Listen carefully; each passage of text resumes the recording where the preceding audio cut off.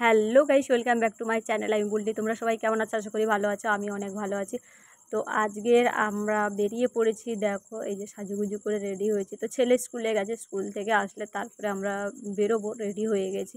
তো এখন যাব আমরা এটিএম থেকে টাকা তুলতে। কিছু টাকার দরকার আছে, রাস্তাঘাটে বেরোলে ক্যাশ টাকার দরকার আছে, তার জন্য আমরা তুলতে যাব টাকা। তারপরে ছেলে আসলে খাওয়া দাওয়া করে তারপরে আমরা বেরোবো। তো দেখো আমরা খাওয়া দাওয়া তো আগেই করে নিয়েছিলাম, তারপর ছেলে আসলো, খাওয়া দাওয়া করলো, আর পুরো দেখো পুরো রেডি হয়ে গেছি। আর বলছে তাড়াতাড়ি চল, দেরি হয়ে যাবে। তো আমরা দেখো গাড়ি ধরেই চলে এসেছি মেট্রো স্টেশনে। দেখো এই যে মেট্রো স্টেশনের দিকে যাচ্ছি এখন। আর গরমের মধ্যে মানে কি অবস্থা হয়ে গেছে, একদম পুরো মুখগুলো পুরো মানে কালো কালো হয়ে গেছে একদম। তো আমরা দেখো তারপরে টিকিট কেটে ভিতরের দিকে ঢুকে গেছি। মেট্রো চলে গেছে আস্তে আস্তে, তারপরে একটা মেট্রো ঢুকছে। তো তার আগেই দেখো দেখো ঢুকে গেছে এই যে মেট্রোটা। তারপরে আমরা বসে গেছি মেট্রোর মধ্যে। এবার আমরা যাব নিউ দিল্লি। তারপরে আমরা কোথায় কোথায় যাচ্ছি সেটা তোমরা পুরো ভিডিওটা শুরু থেকে শেষ পর্যন্ত দেখতে থাকো। আর দেখো জানলা দিয়ে দেখি না উড়োজাহাজটা হচ্ছে কি এত নিচ দিয়ে যাচ্ছিল, কিন্তু আমরা অনেকটা দূরে ছিলাম, তার জন্য হচ্ছে কি একটু একটু ছবি আসছিল। তো এটা দেখো মেট্রোর সিগন্যাল। তারপরে দেখো আমরা মেট্রো থেকে নেমে পড়েছি আর যাচ্ছি এখন স্টেশনে, ট্রেন ধরবো। আর তারপরে আমরা হেঁটে হেঁটে যাচ্ছি স্টেশনের দিকে মেট্রোর থেকে। তারপরে দেখো স্টেশনে এসেই আমরা ব্রিজের উপরে দাঁড়িয়েছিলাম, কোথায় আমাদের ট্রেনটা দিয়েছে সেটা লেখাটা দিচ্ছিল না, তার জন্য আমরা এখানে ওয়েট করছিলাম কিছুক্ষণ। তো ওয়েট করার পরে তারপরে দেখো এদিকে চারদিক দিয়ে এত বড় প্ল্যাটফর্ম আর ট্রেনগুলো দাঁড়িয়েই ছিল। তারপরে আমাদের মানে লেখাটা উঠে গেল কত নম্বরে দিয়েছে। তো আমরা সেখানেই পৌঁছে গেলাম। দেখো কত ভিড়, বাপরে বাপ, এত ভিড় ছিল, এত ভিড় ছিল মানে বলার মতো না। তারপরে দেখো আমাদের ট্রেনটা এই যে ঢুকছে। আর দেখো মানুষের এত ভিড়, কে কার আগে উঠবে। টিকিট তো কাটাই আছে, উপরন্তু মানে আগে ওঠার জন্য, সিট নেওয়ার জন্য, নিজের জিনিস ঠিকঠাক করে রাখার জন্য মানে ভিড় লেগে গেছে। কিন্তু সবারই জিনিস তো এসেই যায়, তাও একটা মানে তাড়াতাড়ি উঠবো। দেখো ট্রেনটা থামতেই দিচ্ছে না, তার আগে ওঠার জন্য একদম ব্যতিব্যস্ত, মানে কে কার আগে উঠবে, ঠেলাঠেলি হুড়োহুড়ি লেগে গেছে। আর আমরা ট্রেনেও না উঠেই আমি এই দৃশ্যটা দেখছিলাম, আমাকে খুব ভালো লাগে এই জিনিসটা দেখতে। তো হুড়োহুড়ি লেগে গেছে, আরে বাবা টিকিট তো কাটাই আছে, সবাই তো যাবো, সবাই তো উঠবো, জায়গা তো ঠিক হয়েই যায়, কিন্তু তাও এই যে ঠেলাঠেলি করা। তো ট্রেনের মধ্যে বসেই দেখো এই ব্রিজের উপর দিয়ে যাচ্ছি, আর মানে ব্রিজটা হচ্ছে নদীর উপর দিয়েই যাচ্ছি। আর এটা কী নদী তোমরা অবশ্যই আমাকে কমেন্টে জানিও এটা কী নদী।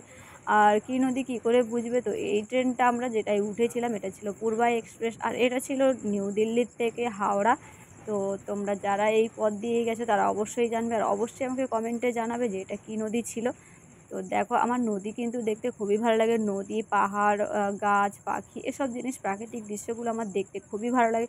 তো যেই নদীটা আসলো তো আমি ফটো তোলার জন্য খুবই ব্যস্ত, আর আমার ফটো তুলতে খুবই ভালো লাগে। তো তার জন্য আমি তুলেই নিলাম, ভিডিওটা করে নিলাম তোমাদের সঙ্গে শেয়ার করার জন্য।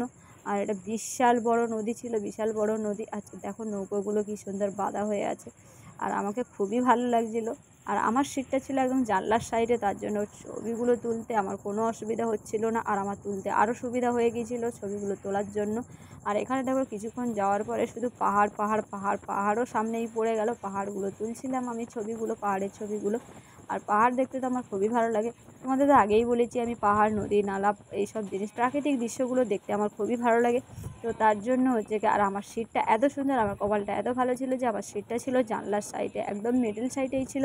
তো তার জন্য ছবি তুলতে আমার কোনো অসুবিধাই হয়নি। অনেকবার আমি দেখেছি আমার সিটটা সবসময় যেন উপরের দিকে পড়ে, তখন আমার ভিডিও করতে খুবই অসুবিধা হয়, তখন জানলার সাইডে রিকোয়েস্ট করতে হয় যে জানলাটা ছাড়ার জন্য, একটু ভিডিও করব। তো এখন হচ্ছে কাউকে রিকোয়েস্ট করতে হয়নি, তো আমি হচ্ছে গিয়ে জানলার সাইডে পুরোপুরি ছিলাম, আর আমার ভিডিও করতে কোনো অসুবিধা হয় না। আমি ফটাফট করে হচ্ছে গিয়ে মানে যেটা আমার মনে ভালো লেগেছে সেটা আমি তুলে নিয়েছি। আর দেখো পাহাড়, দেখো কি সুন্দর পাহাড়, আর পাহাড় জানলা দিয়ে পাহাড়গুলো দেখছিলাম আর খুবই আনন্দ উপভোগ করছিলাম। দেখো কি সুন্দর পাহাড়। তো তোমাদের কাঁধে কাঁধে পাহাড় দেখতে ভালো লাগে অবশ্যই তোমরা জানাবে।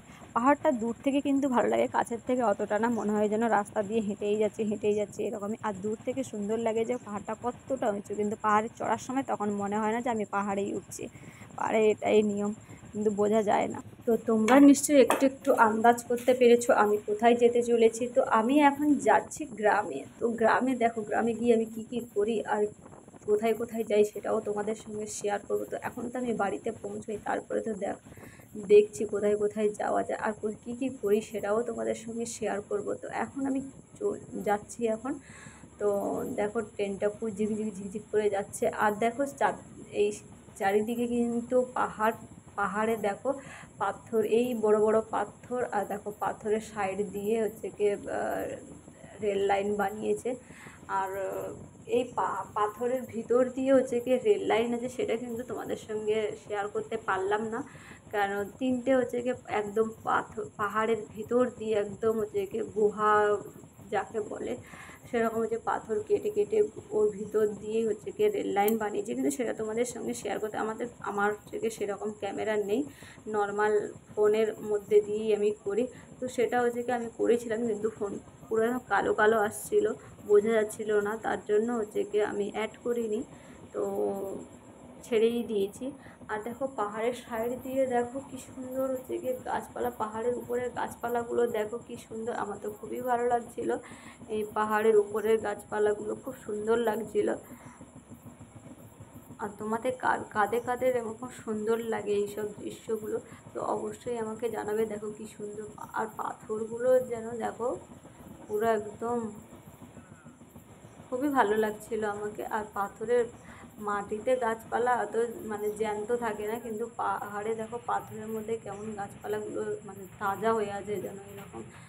আর দেখো তারপরে আরেকটা নদীতে আসলাম, দেখো আরেকটা নদী, এটা কী নদী সেটাও আমাকে কমেন্টে জানাবে এটা কী নদী। আর